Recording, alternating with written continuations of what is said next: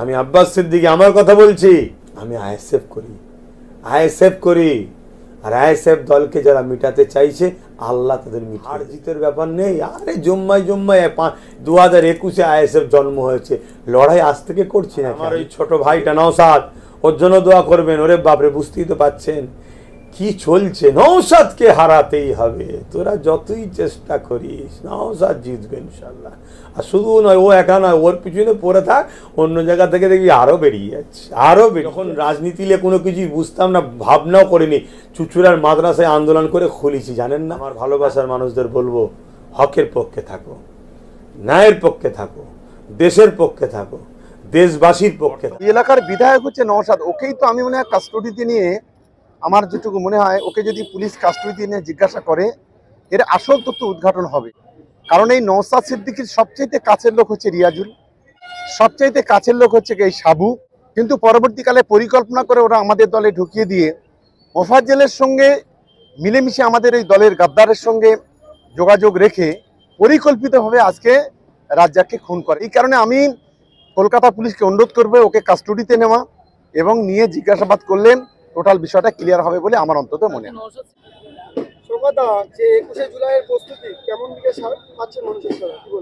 এখন খুবই স্বতঃস্ফূর্ত সাড়া পাচ্ছি, শুধু আছে ভাঙন নয়। আমি এখনই সাতগাছিয়া থেকে আসছি, সেখানেও ব্যাপক সাড়া। বিগত দিনের সমস্ত রেকর্ড এবার ভেঙে যাবে 21শে জুলাই।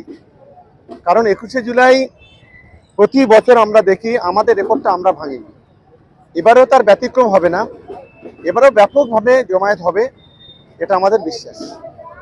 গতকাল আসছেন নরেন্দ্র মোদী এবং রাজ্যের প্রধানমন্ত্রী, আগামীকাল তিনি আসছেন, কি বার্তা দিতে চাইছেন? একটাই কাজ নরেন্দ্র মোদীর, সাম্প্রদায়িক উস্কানি দেওয়া, দাঙ্গা বাঁধানো।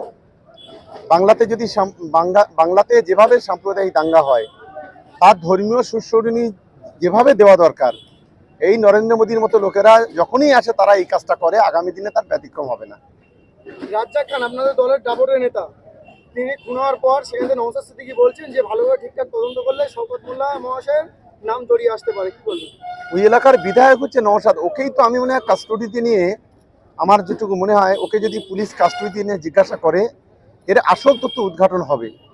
কারণ এই নওশাদ সিদ্দিকীর সবচাইতে কাছের লোক হচ্ছে রিয়াজুল, সবচাইতে কাছের লোক হচ্ছে এই সাবু এবং এই আজহার, যাকে সাবু না, ওই রাজু, সাবু নয়, ওটা রাজু।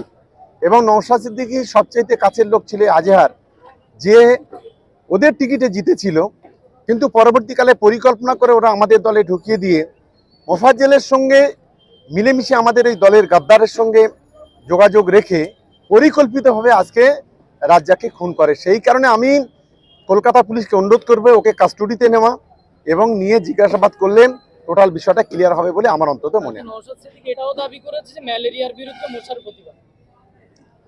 আসলে ম্যালেরিয়া কে জানে না আর মশাও কি জানে না।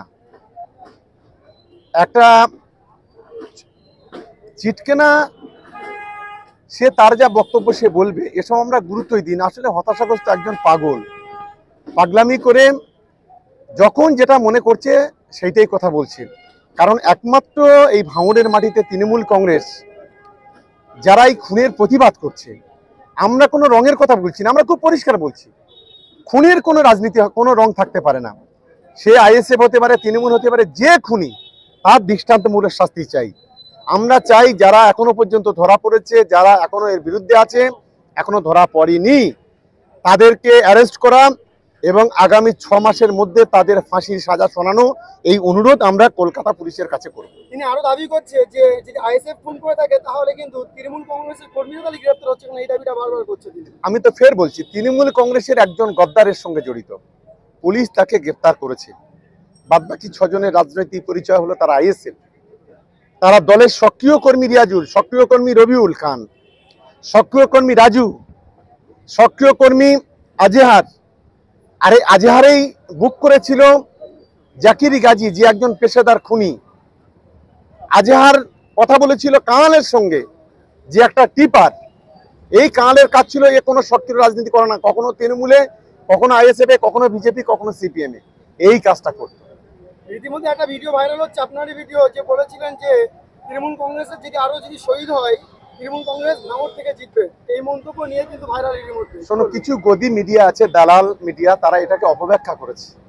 আমরা এইটাই বলতে চেয়েছি, যেভাবে আইএসএফ আশ্রিত সমাজবিদরা তৃণমূল কংগ্রেসকে খুন করছে, তাতে যদি ভাঙড় রাজনীতি করতে গিয়ে, ভাঙড়কে এই সমাজ বিরোধী কাজ উদ্ধার করতে গিয়ে আরো যদি 5 জন খুন হয়, 5 জন শহীদ হবে, কিন্তু তবু 1 ইঞ্চি জমি কিন্তু তৃণমূল কংগ্রেস ছাড়বে না, ভাঙড় উদ্ধার হবে। এটাই আমরা বলতে চেয়েছি, তার একটা অপব্যাখ্যা করা হয়েছে।